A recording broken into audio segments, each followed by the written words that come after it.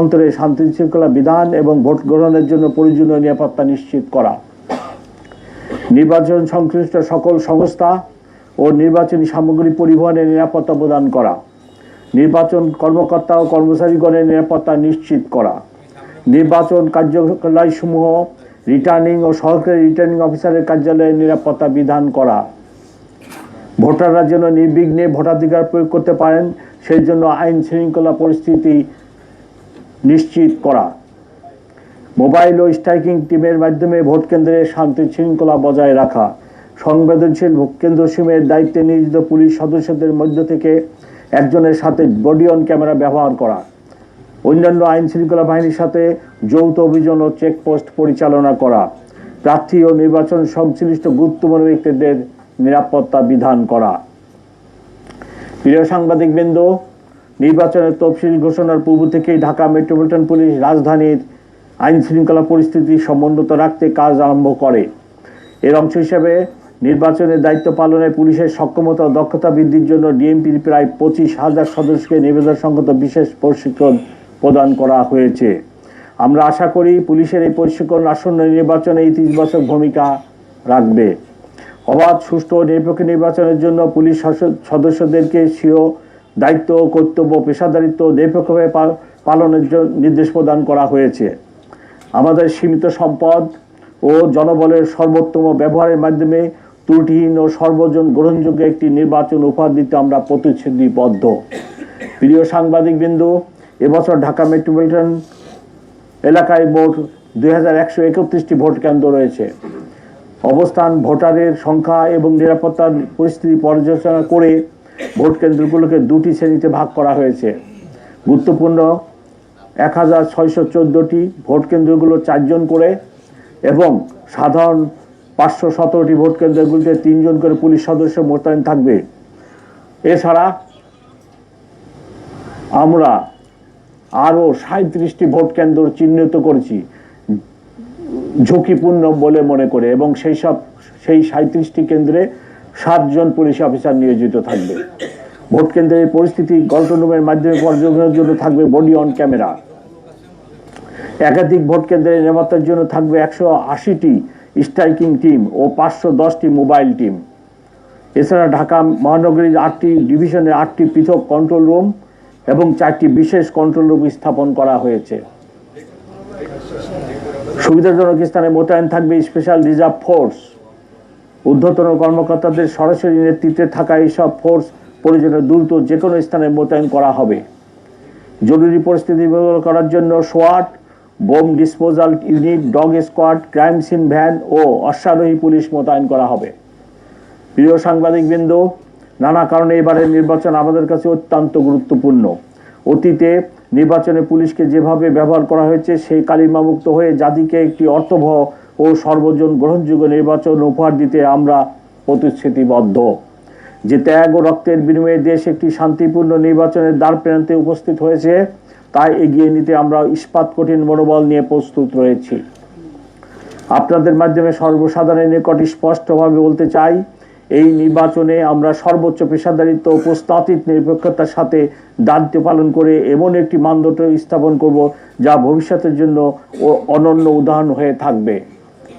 সম্মানিত নগরবাসীর নিকট আমার অনুরোধ, আপনারা নিশ্চিন্তে, নির্ভয়ে ও নির্বিঘ্নে ভোট কেন্দ্রে এসে সুশৃঙ্খলভাবে আপনাদের নাগরিক অধিকার প্রয়োগ করুন। আসুন নতুন বাংলাদেশ গড়ার ঐতিহাসিক এই মহেন্দ্রক্ষণে সকলে সম্মিলিত অবদান রাখি। মহান আল্লাহ আমাদের সহায় হন। আপনাদের সকলকে আন্তরিক ধন্যবাদ ও কৃতজ্ঞতা প্রকাশ করছি। Thank you very much. ধন্যবাদ স্যার। নির্বাচনের সংক্রান্ত বিষয় ছাড়া কোনো প্রশ্ন করব। আমরা আজ প্রশ্ন নিচ্ছি, স্যার যেভাবে বলেছেন নির্বাচন সংক্রান্ত এবং আজকের ব্রিফিং সংক্রান্তে একজন একজন করে প্রশ্ন করবেন প্লিজ। আমার নাম আলামিন, আমি আমার তিন দিন আগে সেনাবাহিনীর পক্ষ থেকে বলা হয়েছে মিরপুরে একটি ঢাকায় 2টি ঝুঁকিপূর্ণ আপনাদের মিরপুরে আসন না, দুটি আসন না, 2টি কনস্টিটিউয়েন্সি। এখন মানে আপনাদের প্রতিবেদনে কয়টা আসনের এখানে টোটাল ঢাকায় প্রায় 20টি আসন রয়েছে এই যে, সর্বোচ্চ কি আপনারা কয়টি আসন দিচ্ছেন? পাশাপাশি আরেকটি এর সঙ্গে সংযুক্ত করতে চাই যে 3 দিন আগে সাংবাদিকদের উপর যে একটা হামলার ঘটনা হলো, পুলিশ নতুন পোশাকে আসলো, সংস্থাগুলো এরপরে হামলার ঘটনা হলো, এই বিষয়টির ব্যাপারে আপনাদের সেটা তো ভিন্ন ইভেন্ট। আমরা বলতেছি নির্বাচন সংক্রান্ত প্রশ্ন করেন। আমি উত্তরটা দিয়ে দিলে একটা প্রশ্ন আমরা নিয়েছি, এটার উত্তরটা শেষ হওয়ার পরে বাকি প্রশ্ন করলে ভালো হয়। ধন্যবাদ। একটা প্রশ্ন করতে চাই এই বিষয়ে লিটন ভাই, এটা শেষ হোক ওনার প্রশ্নটা। আসন পেলে না, আমরা ওইভাবে তো অ্যানালাইসিস করি নাই। আমরা অ্যানালাইসিস করছি মেট্রোপলিটন সিটিতে 2 পদের কেন্দ্র থাকবে, একটা হলো গুরুত্বপূর্ণ আর একটা হলো সাধারণ। আমরা সেইভাবে অ্যানালাইজ করছি এবং গুরুত্বপূর্ণ নজরুল কয়টা? 1614টা গুরুত্বপূর্ণ আর 517 হলো সাধারণ ভোট কেন্দ্র। এইভাবে আমরা ইলেকশন কমিশনের পরিপত্র অনুযায়ী আমরা বিভাগ করছি। আর লিটন ভাইয়ের প্রশ্নটা কি ছিল? সেটা হচ্ছে যে আপনি বলেছেন আপনার বক্তব্যে যে 37টি ঝুঁকিপূর্ণ না, ওইটা আমার এখানে লিখিত বক্তব্যে নাই। পরে আমরা রিমোট, যেহেতু কামরাঙ্গীরচরের থানা থেকে কামরাঙ্গীরচর থানা থেকেও 6-7 কিলোমিটার ইন্টেরিয়র ইনএক্সেসেবল এরিয়া আছে, ওখানেও আমাদের ভোট কেন্দ্র আছে। সাতারকোল, তারপরে ওইদিকে আরেকটা কি গ্রাম আছে, বেড়াইত। এই যে এই সমস্ত রিমোট এলাকা যেখানে রাস্তাঘাট সরু, ওইরকম ইনএক্সেসেবল, এইসব চিন্তা ভাবনা করে পরবর্তীতে আমরা এই প্রোগ্রামের বাইরে যে আরো 37টা ভোট কেন্দ্র চিহ্নিত করছি, যেখানে আমার পুলিশ অফিসারের সংখ্যা 7 জন করে থাকবে। মাননীয় কমিশনার, আমার নাম এনামুল কবির রূপম, আমি চ্যানেল আইতে কাজ করি। আপনাদের নিরাপত্তা পরিকল্পনার মধ্যে সোয়াটকে প্রস্তুত রাখা হচ্ছে, অশ্বারোহী পুলিশকে প্রস্তুত রাখা হচ্ছে এবং বিশেষ বিশেষ নিরাপত্তা ব্যবস্থা রেখেছেন আপনারা। নির্বাচনে আসলে ঢাকায় কি ধরনের থ্রেট আছে যে কারণে আপনাদের এত আয়োজন? কোনো থ্রেট নাই, কোনো থ্রেট নাই। পরিবেশ দেখতেছেন না, স্বাভাবিক সময়ের চেয়ে ভালো পরিবেশ চলতেছে। ক্রাইম নাই, ল অ্যান্ড অর্ডার সমস্যা নাই, রাস্তা ব্লকিং নাই, খুবই ভালো পরিবেশ। 3 কোটি লোকের শহর। জাতিসংঘ 1-2 মাস আগে দেখলেন না, ঢাকা শহরের লোক সংখ্যা বলছে 3,66,00,000। এইরূপ একটি শহরে আমরা পুলিশিং করি, যেখানে বেকারত্ব আছে, যেখানে ভাসমান লোক আছে, যেখানে নানা ধরনের সমস্যা আছে, এইরূপ একটি শহরে আমরা পুলিশিং করি। তো এখন যে আপনারা দেখতেছেন ল অ্যান্ড অর্ডার এবং ক্রাইম সিচুয়েশন, আমি তো মনে করি চমৎকার।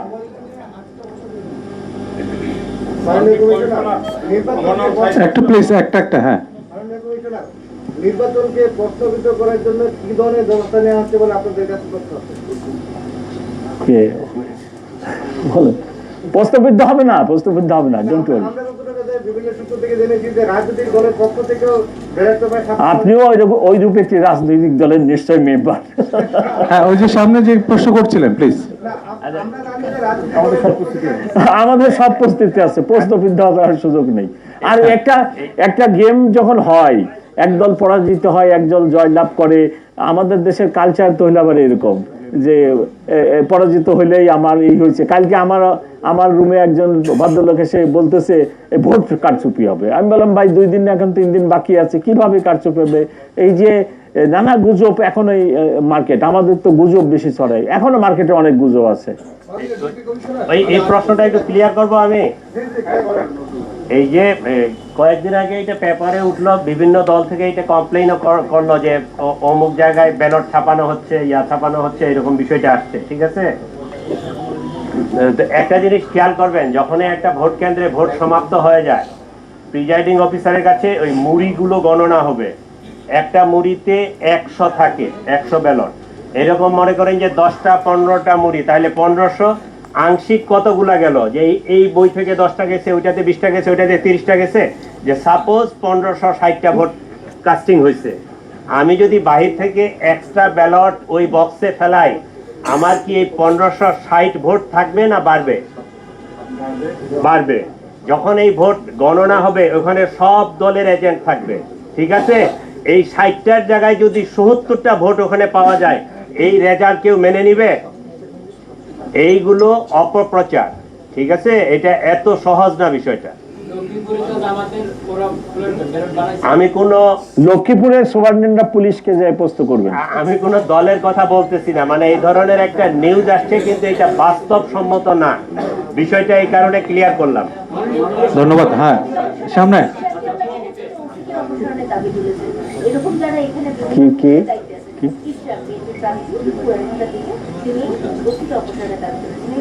বিভিন্ন জায়গায় যারা পুলিশ রয়েছেন তাদের হ্যাঁ, এটা আমি জানি, কিন্তু আমাদেরকে তো নিরপেক্ষতা শো করতে হবে। এক নম্বর, আমাদের নিরপেক্ষ পুলিশ ইজ ভেরি নিউট্রাল। ওই ঘটনায় আগে থেকে ওই ঘরটার ভিতরে তাদের অফিস, কিছু লাঠি সোটা এটা ছিল, তারা জুলাই আন্দোলনের সময় নিয়ে রাখছে, এটা রিমুভ করে নাই। এখন আমি যদি এইটা পাবলিকলি ছড়াইতে চাই তাহলে ভিডিও হবে, ফেসবুকে আসবে, পক্ষ বিপক্ষের দিকে চলে যাবে। এই জন্য আমি পরামর্শ দিই যে গভীর রাত্রে যখন কেউ থাকবে না এটা সরাই ফেলার জন্য, এবং আমরা সেই ধরনের সিদ্ধান্ত নিছি যে যাতে এটা কোনো দলের পক্ষে বিপক্ষে না যায়, এবং এই পক্ষ বিপক্ষের খেলায় যেন এই ইভেন্টটাকে অ্যাড করা না যায়, এই জন্যে আমি এই পরামর্শ দিয়েছিলাম। হ্যাঁ প্লিজ জসিম ভাই। হ্যাঁ, একজন করে করো, ওই ইভেন্ট শেষ প্লিজ একজন করে যে প্রশ্ন হয়ে গেছে ওটা রিপিট করার দরকার নাই। হ্যাঁ জসিম ভাই।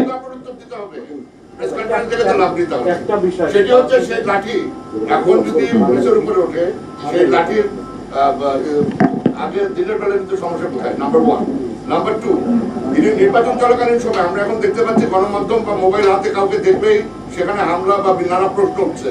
নির্বাচনকালীন সময় সাংবাদিকদের নিরাপত্তায় আপনাদের কোনো উদ্যোগ, আপনাদের কোনো আজকের পরিকল্পনার মধ্যে নেই, সেই পরিকল্পনাকে নেবেন কিংবা কোনো নির্দেশনা দেবেন? এই যে আমাদের যে কম্প্রিহেন্সিভ নিরাপত্তা পরিকল্পনা, এখানে সাংবাদিক, ডাক্তার, ইঞ্জিনিয়ার, আমার কলিগ সবাই আছে এই পরিকল্পনা। ঢাকাবাসী, 3 কোটি ঢাকাবাসী এই পরিকল্পনার মধ্যে আছে। কারণ নিরাপত্তা হানি ঘটবে এরকম আমরা মনে করি না, আপনাদেরও ঘটবে না। আবার লাস্ট একটা প্রশ্ন, আপনারা জেনে রাখেন যে শঙ্কিত হওয়ার কোনো কারণ নেই। আমি আপনাদের নিরাপত্তা 100% নিশ্চিত করব, এটা জেনে রাখেন। একজন প্লিজ, আমরা লাস্ট একটা প্রশ্ন নিব। আরিফ ভাই। হ্যাঁ,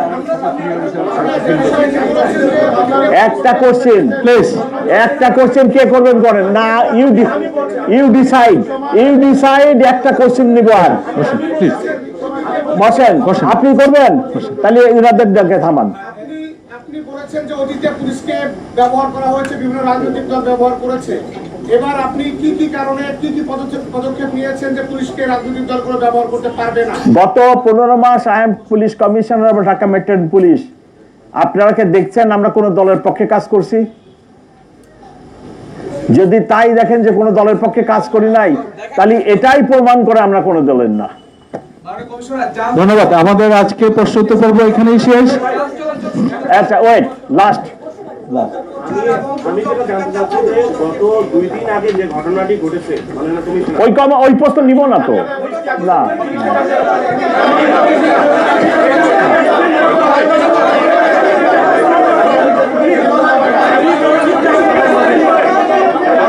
প্লিজ, আমরা আপনাদের সহযোগিতা কামনা করছি।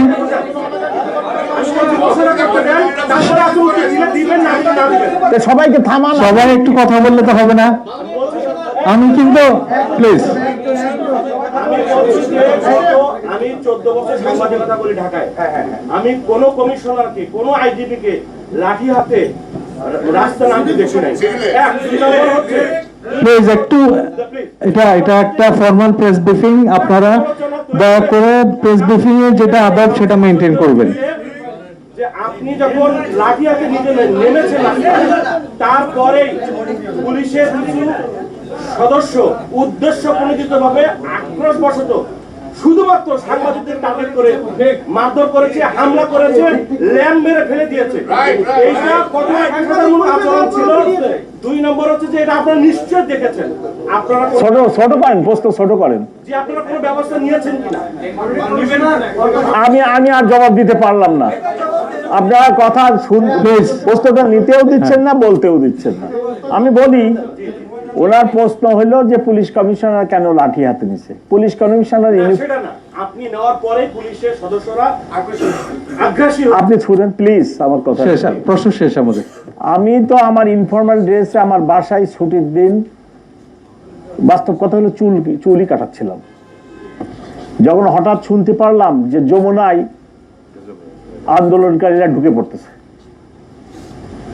আমি অন্য কোনোরূপ প্রস্তুতি নিয়ে আই রাস্ট, এবং যাই দেখি অবস্থা ভয়াবহ।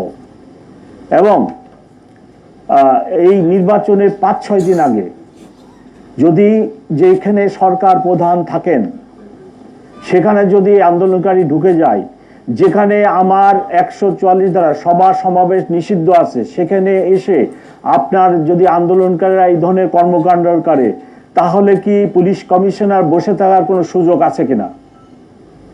ডেইলি স্টার, প্রথম আলোতে যে আক্রমণ হলো গভীর রাত্রে 11টায়,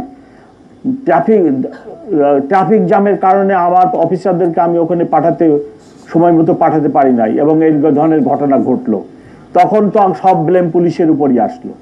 আমি পুলিশ কমিশনার হিসাবে কিভাবে আন্দোলনকারীদেরকে সরকার প্রধানের বাসভবন কাম অফিসে ঢোকার মতো ঘটনা ঘটাতে ঢোকার যে কি বলে সুযোগ বা ঢুকতে যাচ্ছে, এই অবস্থায় আমি কি বসে থাকার কোনো সুযোগ আছে কিনা?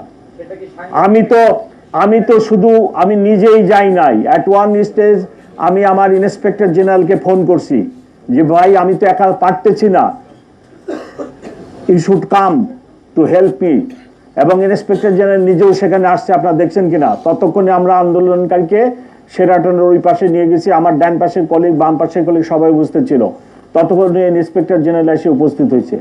আপনারা এই কথা লেখেন যে গত 15 মাসে যে এই যে 20টা লোক 10টা লোকে রাস্তা ব্লক করে ফেলে, প্রেগনেন্ট লেডি ডেলিভারির জন্য হাসপাতালে যেতে পারে না, হার্ট অ্যাটাকালা রুগী যেতে পারতেছে না, অবক যেতে পারতেছে না, পরীক্ষাতে যেতে পারতেছে না, বিমানবন্দরে টিকিট আছে, প্লেন ফেল করতেছে, আপনারা এই কথাগুলো লেখেন। আপনার এই শহরকে নিরাপদ রাখেন, মানুষকে নিরাপদ রাখেন, মানুষের যাতায়াত ব্যবস্থাকে নিরাপদ রাখেন। আপনার কোথায় কোথায় রাস্তা বন্ধ, কোথায় কোথায় রাস্তা বন্ধ, এটা কি মিথ্যা বলতেছি আমি? আপনি তো মুভমেন্ট করতে পারেন না।